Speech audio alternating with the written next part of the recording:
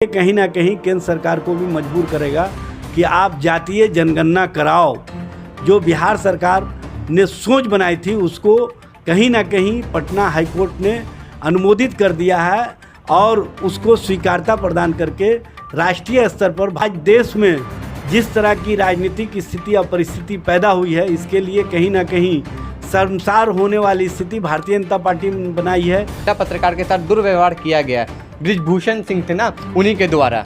देखिए, बृजभूषण शरण सिंह हो या कुलदीप सेंगर हो या चिन्मयानंद हो, भारतीय जनता पार्टी इन लोगों के प्रति कितना प्रेम प्रदर्शित की ये बताने की आवश्यकता नहीं है। इसमें पूछा जाता है तो इनके ही सांसद के द्वारा उनको गाड़ी से कहीं ना कहीं गेट से उनके हाथ को तोड़ने का प्रयास किया गया। माइक भी गिर गया था भाई, हाथ तोड़ने का प्रयास था, माइक तो छटक करके गिरा।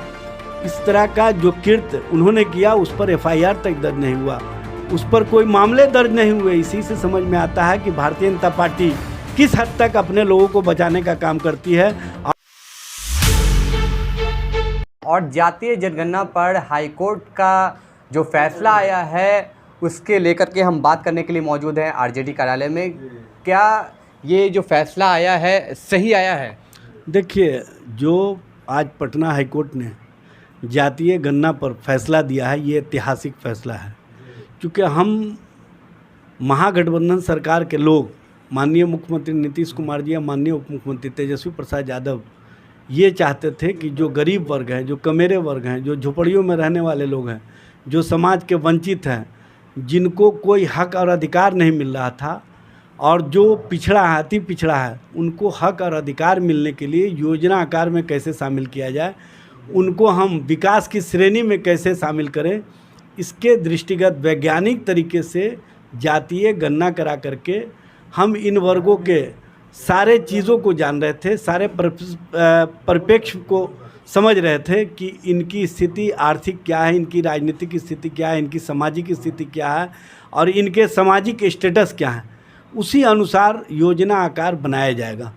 जो आज फैसला आया है ये ऐतिहासिक फैसला है और ये कहीं ना कहीं गरीबों, शोषितों, वंचितों, पिछड़ों, अति पिछड़ों को जो हक और अधिकार देने के प्रति महागठबंधन सरकार का संकल्प है उसको आगे बढ़ाने में सहायता मिलेगी।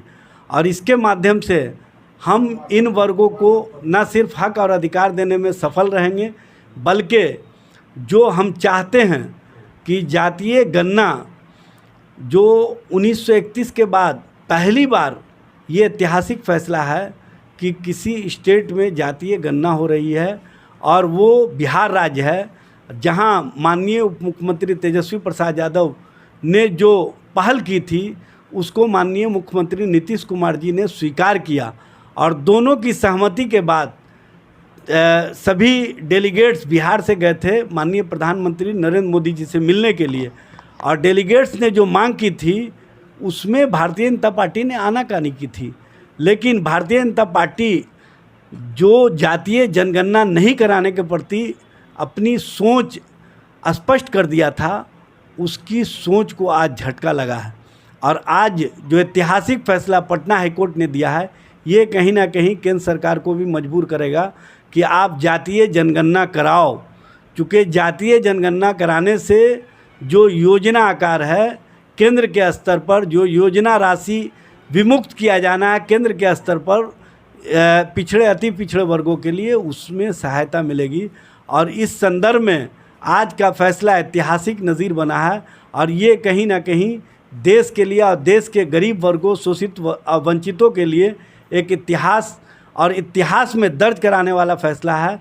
इससे सभी गरीब और शोषित वंचित खुश हैं कि उनको हक और अधिकार देने के प्रति जो बिहार सरकार ने सोच बनाई थी उसको कहीं ना कहीं पटना हाईकोर्ट ने अनुमोदित कर दिया है और उसको स्वीकारता प्रदान करके राष्ट्रीय स्तर पर भाजपा को जातीय जनगणना कराने के प्रति कहीं ना कहीं अब सोचना पड़ेगा। ये स्पष्ट रूप से समाज और देश के अंदर ये इस फैसले का जो संदर्भ है वो जाएगा।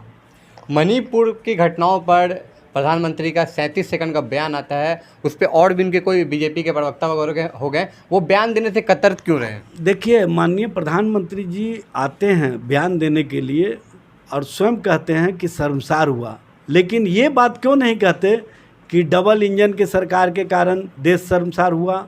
ये क्यों नहीं करते हैं कि मणिपुर में भाजपा सरकार के कारण पूरा देश शर्मसार हुआ? ये क्यों नहीं कहते हैं कि आज देश में जिस तरह की राजनीतिक स्थिति और परिस्थिति पैदा हुई है, इसके लिए कहीं ना कहीं शर्मसार होने वाली स्थिति भारतीय जनता पार्टी ने बनाई है? इस तरह का उन्होंने जो बयान दिया उसमें उन्होंने दो बातें और जोड़ दी।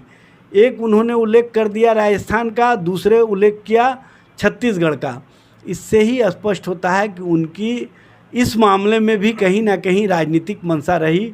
ये शर्मसार होने वाली बातों को भी राजनीतिक रूप से अपने आप को बचाव के रूप में इस्तेमाल करना चाह रहे थे, जो देश की जनता और देश के लोगों ने अस्वीकार कर दिया। इसीलिए अब भारतीय जनता पार्टी बयान देने से बच रही है और इस मामले में कन्नी काट रही है। देखा जा रहा है एक तरफ महिलाओं के साथ आए दिन कुछ ना कुछ बीजेपी के द्वारा किया जा रहा है। तो एक न्यूज़ भी आया था कि एक पत्रकार के साथ, महिला पत्रकार के साथ दुर्व्यवहार किया गया। बृजभूषण सिंह थे ना, उन्हीं के द्वारा। देखिए, बृजभूषण शरण सिंह हो या कुलदीप सेंगर हो या चिन्मयानंद हो, भारतीय जनता पार्टी इन लोगों के प्रति कितना प्रेम प्रदर्शित की ये बताने की आवश्यकता नहीं है। और इन्हीं के प्रेम प्रदर्शन के कारण आज देश में महिलाओं को कहीं ना कहीं अपमानित होना पड़ रहा है। भारतीय जनता पार्टी जो कहा करती है कि हम महिलाओं के सम्मान के प्रति पूरा ख्याल रखते हैं, उनका पोल खुल चुका है। महिला खिलाड़ियों के साथ जिस तरह का बर्ताव हुआ, अब महिला खिलाड़ियों के बर्ताव पर जब महिला पत्रकार द्वारा प्रश्न पूछा जाता है तो इनके ही सांसद के द्वारा उनको गाड़ी से कहीं ना कहीं गेट से उनके हाथ को तोड़ने का प्रयास किया गया। माइक भी गिर गया था। भाई, हाथ तोड़ने का प्रयास था, माइक तो छटक करके गिरा।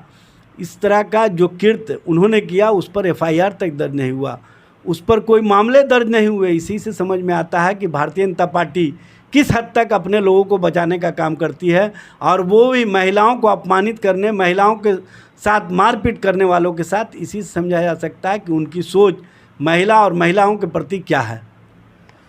तो आपसे सुना कि जो प्रवक्ता थे आरजेडी के, तमाम सारी बातों पे अपनी प्रतिक्रिया दिए हैं। बराबर जनता की आवाज़ देख रहे हैं, ज़्यादा इसको लाइक करें, सब्सक्राइब करें। जय हिंद, जय भारत।